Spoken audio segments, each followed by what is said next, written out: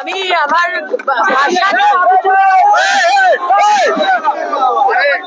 ভাষা ভাষা নেই। আজকে এই কার্যকর্তার জন্য আজকে আমি দায়িত্ব পেয়েছি। এই কার্যকর্তার জন্য আমি জিতেছি, আর এই কার্যকর্তার জন্য আসানসোল দক্ষিণের মানুষের আশীর্বাদে আমি জিতেছি। তো আমার কোনো ভাষা নেই বলার।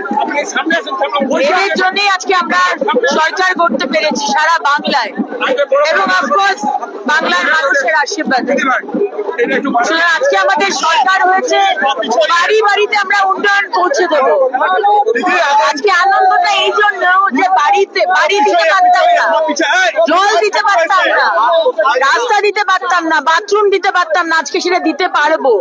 আর সেটা আমার দপ্তর। আরো বেশি আমার আনন্দ যে আমার দপ্তর, আমি দিতে পারবো সবাই।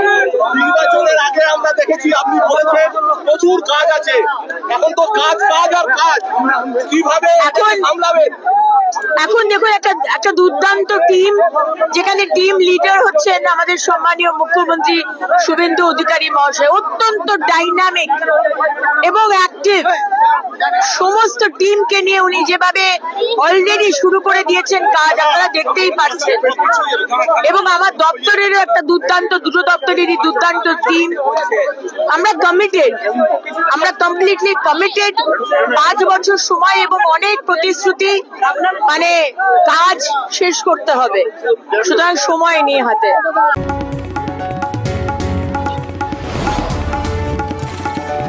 আপনারা দেখছেন ইনফো পালস বেঙ্গল, সত্যের স্পন্দন, বাংলার কণ্ঠ।